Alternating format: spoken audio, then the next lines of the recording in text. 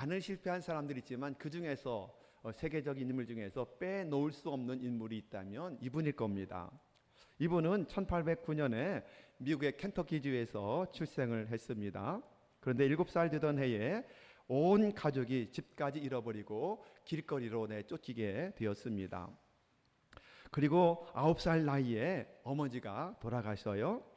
1831년 사업을 처음으로 시작했지만 사업에 실패합니다. 32년 주의회 진출하려 했으나 선거에서 최초로 낙선합니다. 그 다음에 그해 직장 잃고 법률학교에 입학하려 했으나 또 낙방합니다. 1933년 친구에게 빌린 돈을 가지고 두 번째 사업을 시작했으나 연말에 완전히 파산하게 되었고, 이 빚을 갚기 위해서 그는 17년 내내 일해서 그 빚을 갚았다고 그렇게 기록합니다. 그 다음에 1834년 다시 주의회 진출을 시도했지만 여기서는 한번 성공해요. 의원이 되게 됩니다. 그리고 그해 1834년 약혼녀가 갑자기 세상을 떠나가게 됩니다. 그로 말미암아 큰 상처를 받게 되었고, 1836년에는 극도의 신경쇠약으로 말미암아 정신병원에 입원해서 6개월 정도 입원 치료를 받기도 했습니다. 1837년 독학으로 변호사 자격증을 취득하게 되었고, 1838년에는 주의회 대변인 선거에 출마했지만 또 낙선합니다. 1840년 대통령, 부통령 선거위원회에 출마했지만 실패합니다. 1843년 미국 하원 의원 선거에 출마했지만 낙선합니다. 1846년 하원 의원 선거에 다시 출마해서 이번에는 당선합니다. 1848년 또 하원 의원회 재선에 출마했지만 또 낙선합니다. 1849년 고향으로 돌아가서 국유지를 관리하는 관리인 되려고 시작했지만 거절당합니다. 그리고 1854년에서는 미국 상원 의원 선거에 출마했지만 또 낙선합니다. 1856년 소속 정당 대의원 총회에서 부통령 후보 지명전에 출마했지만 100표 차로 또 낙선했습니다. 1864년 그리고 1858년 상원의원에 다시 출마했지만 또 낙선을 해요. 그리고 1861년 드디어 대통령에 당선되었다는 겁니다. 그리고 다시 그 다음에 두 번째 재선까지 되었던 사람입니다. 여기까지 이야기하면 누군지 대충은 짐작이 가시잖아요. 누구죠? 미국의 16대 대통령으로 당선된 아브라함 링컨의 이야기입니다. 이분 지금 보신 것처럼 성공보다는 몇 번 성공밖에 없었죠. 변호사 시험 합격하는 것, 또 의회 의원 한 번, 뭐 하원 의원 한 번, 그런 전부 다 계속 낙선, 실패 연속이었습니다. 그래서 성공보다는 실패를 달고 살았던 사람이 이분이에요. 이분은 결국 어떻게 됩니까? 그럼에도 불구하고 하나님을 온전히 신뢰하는 믿음, 이분의 믿음은 대단해서 백악관을 기도실을 마련해서 기도했던 아주 유명한 일화가 너무도 많습니다. 하나님을 온전히 신뢰하는 믿음과 결코 포기하지 않는 불굴의 의지를 가지고 일어서고, 오뚜기 같잖아요. 또 일어서고, 그러므로 말미암아 결국 지금까지도 온 세계, 미국 사람만이 아니라 전 세계 많은 사람들에게 감동을 주는 세계적인 위인이 될 수 있었던 것입니다. 그렇습니다. 실패한 것이 문제가 아니에요. 한 번, 두 번 실패한 것이 문제가 아니라 실패를 딛고 어떻게 일어서는가, 여러분 이것이 인생에 있어서 문제인 줄로 믿으시기를 축복해 드리겠습니다. 요즘에는 실패학이라고 하는 용어를 종종 사용하고 있습니다.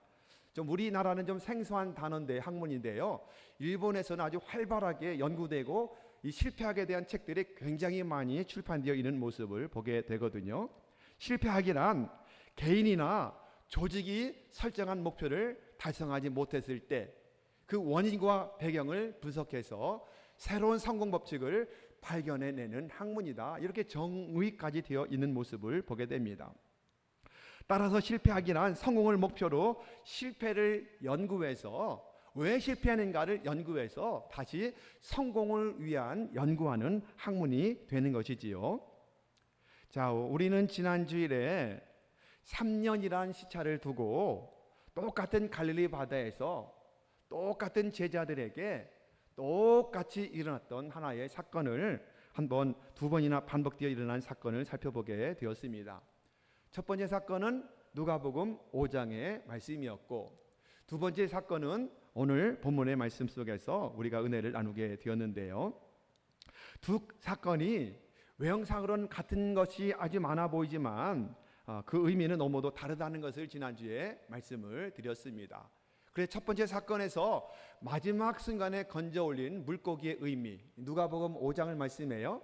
여기에서는 부르심을 받았지만 제대로 순종하지 못한 제자들 속에서 끊임없이 꿈틀대어 올라오는 욕망을 표현한 것이다라고 말씀을 드렸습니다.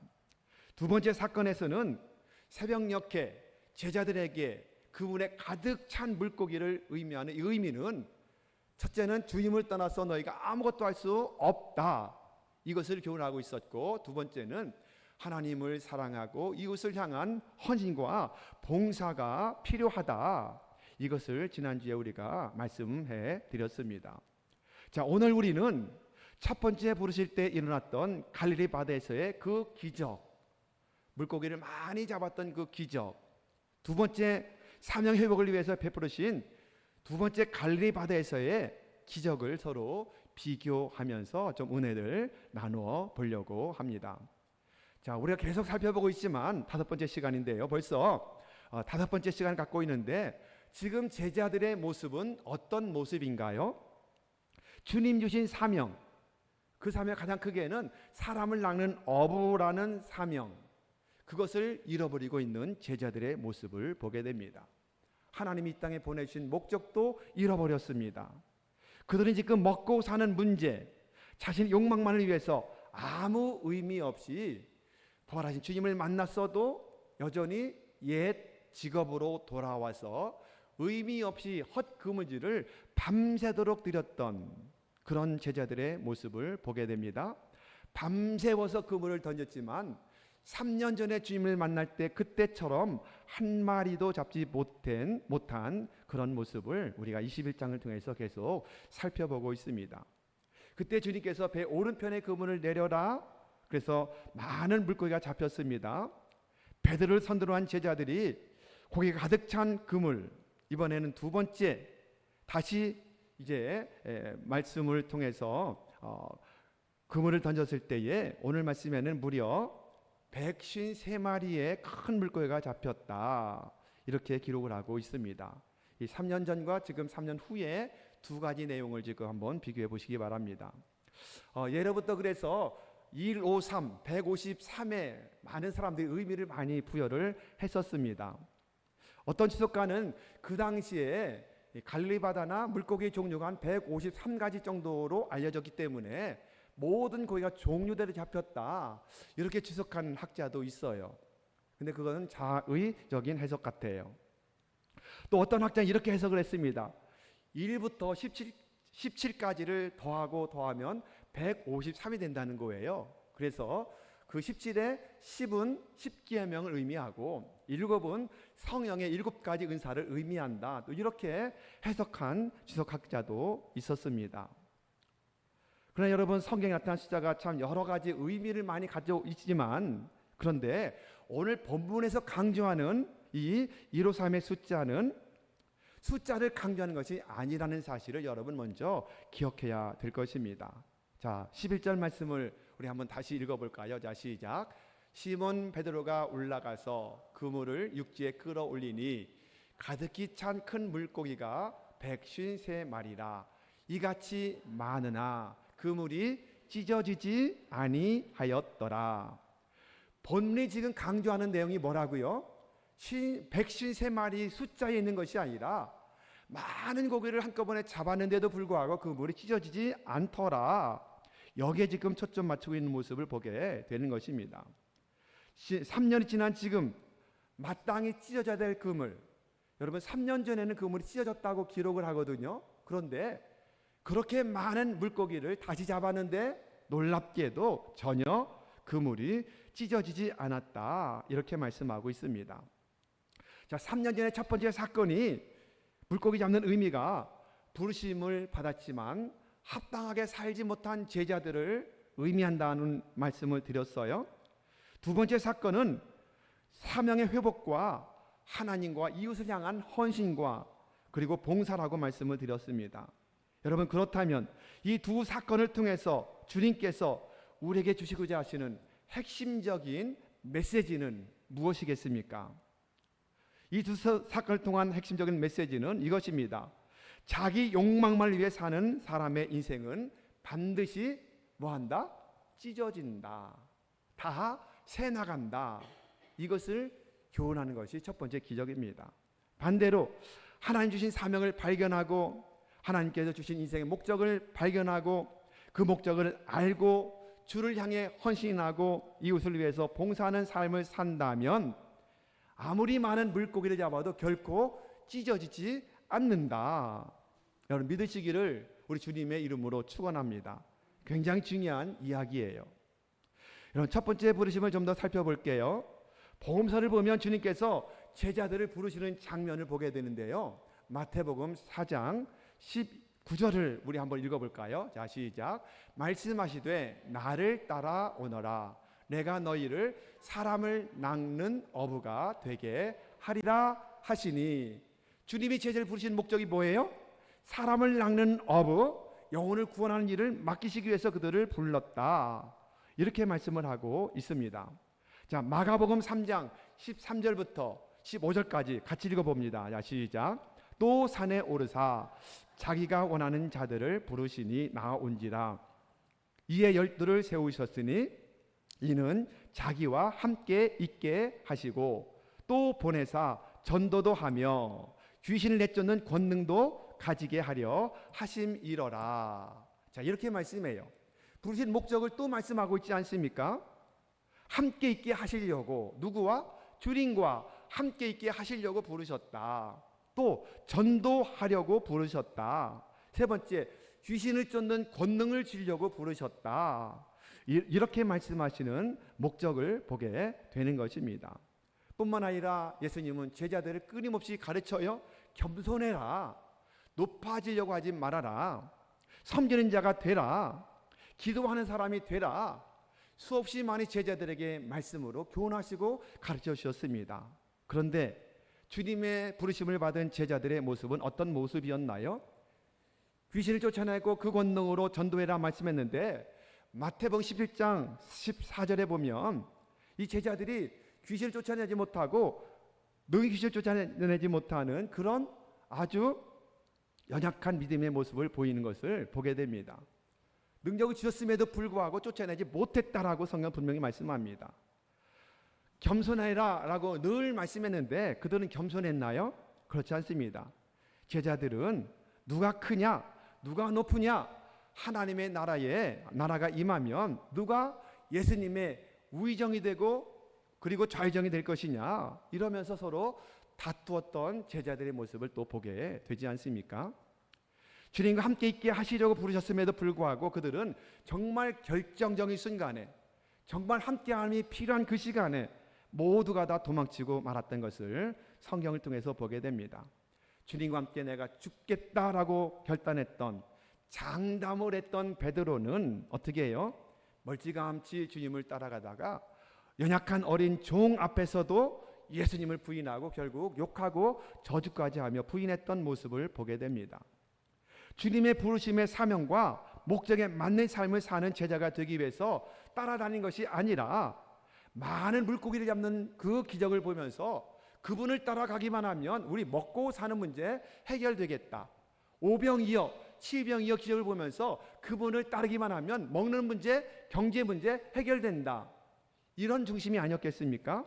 또 권능을 가지고 로마를 몰아내게 될 것이고, 그리고 그분이 왕이 되면 한 자리씩 차지하려고 했던 마음들이 너무도 많이 복음서를 통해서 나타나는 현상들을 보게 되지 않습니까? 여러분, 이런 미성숙한 제자들을 통해서 받는 교훈은 무엇입니까? 사명을 잃어버리고 인생의 목적도 잃어버리고 오직 먹고 사는 문제, 욕망을 채우기 위한 문제, 사람들이 살아가는 삶의 세상적인 가치관을 따라가는 사람은 결국 아무리 많은 물고기를 잡았다 할지라도 그 그물은 찢어질 수밖에 없는 삶을 산다. 이것이 여러분 누가복음 5장 속에서 나타난 갈릴리 바다의 기적의 의미가 되는 것입니다. 여러분, 그렇다면 오늘날을 돌아보시기 바랍니다. 이 나라의 전 세계의 모든 그물들은 온전한가요? 여러분, 이 나라의 정치가 온전하게 그물이 찢어지지 않고 있나요? 정치의 그물도 다 찢어졌습니다. 보시면 요직을 맡은 인물이 없잖아요. 청문회하면 거의 다 통과를 못하잖아요. 강제로 임명하잖아요. 그만큼 청렴 결백하고 도덕적으로 흠이 없는 정치인을 찾아보기가 어렵다. 왜 그렇습니까? 모든 사람들이 나 아니면 안 된다, 자기만 높아지려고 하는 마음, 탐욕에서 비롯된 우상숭배와도 같은 그 물질 문제들, 이런 것들 때문에 결국 다 정치의 그물들이 다 찢어져 있는 이런 모습을 우리가 보지 않습니까? 그러면 오늘날 경제의 그물은 어떻습니까? 경제의 그물도 지금 다 찢어져 있습니다. 나라도 마찬가지고 가정도 마찬가지입니다. 그동안 애쓰고 땀 흘려 쌓아온 모든 열매들, 그런데 그 열매들이 찢어진 그물 사이로 술술 다 새 나가는 그런 삶을 경험하고 있는 것을 보게 되지 않습니까? 그렇다면 여러분, 다른 그물들은 온전한가요? 그렇지 않습니다. 교육이라고 하는 그물도 다 찢어져 버렸습니다. 문화라고 하는 그물도, 사회라고 하는 그물도, 종교라고 하는 그물도 다 찢어져 다 새 나가고 있습니다. 아니, 기독교라고 하는 그물도 찢어져서 다 지금 새 나가고 있는 그런 모습을 보게 됩니다. 요즘에 유튜브를 봤더니 이 안나가 장로라고 하는 사람이 유튜브를 많이 올린다고 그래요. 가난 장로. 자기가 장로인데 자기가 교회를 안 나간대요. 그러면서 유튜브를 많이 올리는데 간단하게 제가 좀 많이는 안 봤는데 보는 내용은 뭐냐면 11조 절대로 드리지 말아라. 그 돈 가지고 가족끼리 즐겨라. 해외여행 가라. 맛있는 걸 사 먹는 게 더 하나님의 뜻이다. 가난 장로래요. 자기가 교회 안 나가는 장로래요. 이런 유튜브를 많이 올리고 있다고 그래요. 이런 기독교의 그물이 지금 다 찢어져 있는 모습을 보게 되지 않습니까? 왜 우리의 그물들이 다지도 만신창이가 되어 있을까요? 누가복음에서 나타나서 복음서를 살았던 제자들의 모습이 오늘 저의 모습이요 우리의 모습이 아닐까요? 제자들처럼 주님께 주신 사명 잃어버렸고 주님 안에서 바르게 살아야 될 인생의 목적도 잃어버렸기 때문이 아닐까요?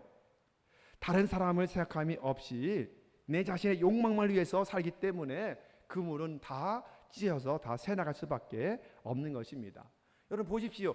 욕망이라고 하는 그물을 가지고 있으면 자기 자신만 패망하던가요? 그물이 찢어져 버리면. 아니에요. 자신만이 아니라 가족이건 공동체건 그 사람이 속한 많은 사람들에게 동일한 피해를 갖게 되지 않습니까?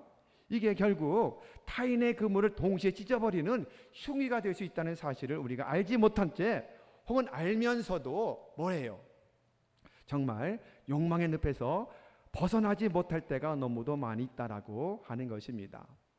여러분, 사람들이 그물이 찢어지면 무엇을 합니까? 그 그물을 수선하려고 난리를 치지요. 집의 재정이 그물이 찢어버리면 어떻게 합니까? 우선 사람들이 다는 그렇지 않아, 여러분은 그렇지 않을 것입니다만 사명도 목적도 잃어버리고 제일 먼저 재정의 그물이 찢어버리면 11조를 제일 먼저 줄이는 모습이 얼마나 많습니까? 자녀들의 교육의 그물이 찢어져 버리면 다시 자녀들을 주의 말씀과 교양과 훈계로 세우려고 돌보는 것이 아니라 더 많은 학원에 보내고 과외를 시키고 자녀들의 영적인 것은 조금도 관심이 없는 모습이 우리들의 모습은 아닌가요? 건강의 그물도 자주 찢어져요. 건강의 그물이 찢어져 버리면 어떻게 해요? 그 그물을 수선하기 위해서 운동도 하고 좋은 약을 먹고 영양제를 먹고 건강식품 먹고 이것도 해야 되겠죠. 하지만 운동한다고 주일도 지키지 못한다면 건강 지킨다고 이것은 누가복음 5장에 나타났던 찢어진 그물과도 조금도 다를 바가 없다는 것입니다. 그렇다면 여러분 솔직히 한번 여러분에게 질문해 보겠습니다. 그 찢어진 그물을 열심히 이리 뛰고 저리 뛰고 아등바등 매달려서 그물을 수선해 보았어요. 그런데 그 그물이 온전하게 수선되어서 또 새나가지 않던가요? 전혀 그렇지 않습니다. 하나님이 찢어버리신 그물이라면 사람의 능력으로 아무리 힘쓰고 애를 써도 수선될 수 없다라는 것을 성경은 분명히 말씀합니다. 결국 학개 선지자가 말씀한 대로 될 수밖에 없는 것입니다. 자, 학개서 1장 6절의 말씀을 우리 한번 읽어볼까요? 자, 시작. 너희가 많이 뿌릴지라도 수확이 적으며 먹을지라도 배부르지 못하며 마실지라도 흡족하지 못하며 입어도 따뜻하지 못하며 일꾼이 삭슬을 받아도 그것을 구멍 뚫어진 전대에 넣음이 되느니라. 다 긁어 모았는데 수선한 듯 했는데 어떻습니까? 구멍 뚫어진 전대다. 아무리 열심히 수선한다 할지라도 다 새나가 버린다. 그렇습니다. 요한계시록은 정확히 말씀합니다. 예수님께서는 다윗의 열쇠를 가지고 계신데 그 다윗의 열쇠로 열면 누구도 닫을 자가 없다라고 말씀하시고, 또 한 가지, 그분이 닫아버리면 누구도 열 수가 없다고 말씀해요. 누구만 열 수 있어요? 다윗의 열쇠를 가지고 계신 예수님만이 열 수 있다라고 말씀하고 있는 것입니다. 그물이 찢어져서 경제건 재정이건 건강이건 자녀건 여러 가지 문제들로 인해서 다 빠져나가고 다 새 나간다면 여러분, 우리는 어떻게 해야 될까요? 누가복음의 5장의 말씀 먼저 기억하고, 하나님이 내게 주신 사명이 내게 주신 목적대로 살고 있는가? 다시 한번 점검하는 것이 가장 지혜로운 사람이 아니겠습니까? 그런데 여러분, 제자들을 보십시오. 이제 오늘 본문에 보면 제자들이 다시 완전히 옛날로 돌아가 있는 모습을 보게 됩니다. 이전에 주님을 따라다닐 때 그 욕망 그대로 지금 그 욕망대로 살고 있는 모습을 보게 됩니다. 주님의 일을 하면서도 종종 높아지기 원했고, 함께 하면서도 기도하지 않고 결국 기도를 쉬고 잠을 잤고, 그때는 여러분 어떻습니까? 그분이 찢어지면 그래도 몇 개는 건져 올려요. 그분이 찢어져도 몇 개는 건져 올린다고요. 이런 삶을 살았던 것입니다. 그런데 이제는 모두 사명 다 잃어버리고 부활하신 주님을 만났음에도 불구하고 나 물고기 잡으러 가노라 돌아왔더니, 사람 낚기는커녕 다시 물고기 잡으러 왔던 그들을 향해서 밤새워서 그물을 던지고 또 던졌지만, 옛날에 찢어진 그물 사이로 몇 개는 건져 올렸었는데 이제는 그 3년 전에 그때와 똑같이 밤새도록 그물을 던졌지만 한 마리도 건져 올리지 못했다고 21장은 말씀하고 있는 것입니다. 이것이 여러분 우리의 모습이 아닐까요? 제자들처럼 주님과 함께 한다고 하면서도 세상 바라보고 여전히 세상적인 가치관 가지고 세상 사람처럼 똑같이 그렇게 생각하고 울고 불고 그런 삶을 사는 그런 삶의 방식은 아닌가요? 때로는 사명을 감당한다고 하면서도 제자들처럼 어쩌면 예수님이나 아니면 기독교를 이용해서 한몫 단단히 잡아보려고 하는 마음은 없을까요? 그런 사람도 많이 있는 것을 보게 됩니다. 한번 교회에서 내가 열심히 해서 높은 자리 한번 차지해 보리라, 직분을 한번 가져보리라, 이런 분들도 있다고 그래요. 물론 우리 교회는 없지만 욕망을 떨쳐버리지 못한 채 계속 그물이 찢어지는 상태를 갖고 있는 삶이 우리의 모습이 아닌가요? 아니라면 이제는 주님을 떠나서 사명도 떠나서 부르심 합당한 삶도 다 잃어버리고 온통 물고기 잡는 일에만 몰두하는 제자들처럼 때로는 밤새도록 일하느라고 아침 일찍 다른 사람보다 일찍 일어나고 열심히 일하고 1시간 늦게 자면서 다른 사람보다 25시간을 살면서도 여전히 뭐예요? 텅 빈 그물만 건져 올리고, 아무리 많이 뿌렸는데도 불구하고 수확이 전혀 없고, 먹을지라도 배부르지 못하고, 아무리 마셔도 흡족하지 못하고, 입어도 따뜻하지 못하고, 일꾼이 삭슬받아도 구멍 뚫어진 천대에 넣는 모습이 영락없는 우리의 모습, 저의 모습이 아닌가요? 우리 한번 이 말씀 앞에 정직하게 나 자신, 우리 가정과 한번 점검하는 복된 시간 되시기를 예수님의 이름으로 축원합니다. 그러나 여러분 낙심하지 마십시오. 그러나 여러분 우리에게 희망이 있습니다. 뭐가 있다고요? 희망과 소망이 있습니다. 밤새워 헛그물질하던 제자들을 한 마리의 물고기를 잡지 못했던 헛수고만 제자들에게 주님은 어떻게 하셨어요? 제일 먼저 찾아오셔요. 이분이 나의 주님이세요. 실패했다고 책망하지 않으셔요. 믿음 없다고 책망하지 않으셔요. 여전히 찾아오셔서 회복시키기 원하시는 분이 나의 주님이십니다. 그분들에게 찾아오셔서 153마리의 기적을 체험하게 하시고, 이렇게 많은 물고기가 잡혔지만 그물이 찢어지지 않게 역사하시는 전능하신 하나님, 저는 이렇게 표현해요. 무에서 유를 창조하신 바라의 하나님, 그분이 나의 주님 예수님이라고 그렇게 표현하고 싶습니다. 아무것도 없이 텅 빈 그물에서 가득 찼지만 그물이 찢어지지 않게 하시는 전능하신 나의 바라가 되시는 하나님 예수님께서 나의 주님이시요 나의 아버지라는 사실을 확실히 믿는 여러분 모두가 되기를 바랍니다. 그러므로 우리에게는 소망이 있습니다. 낙심하지 마십시오. 절망하지 마십시오. 그분이 새나간다 할지라도 더 이상 낙심하고 절망하지 마시기를 바랍니다. 그리고 오늘 말씀대로 주님 주신 사명 현장으로 돌아와서 먼저 직분의 자리를 회복하시고 인생의 바른 목적을 깨닫고 부르심에 합당한 삶 세례받을 때 결단했던 결단대로, 또 직분 받을 때 주셨던 사명의 결단대로 그 직분에 충실한 삶을 온전히 살아갈 때 이것이 회복되면 예배가 회복되고 이 좋은 계절에 기도가 회복되고, 그렇게 된다면 우리가 내리는 그물마다 어떻게 된다고요? 내리는 그물마다, 다 같이 내리는 그물마다 가득 채워주신다. 아멘. 또 한 가지, 채워주시면서 뭐 한다고요? 그물이 찢어지지 않게 하시는 주님, 그분이 누구세요?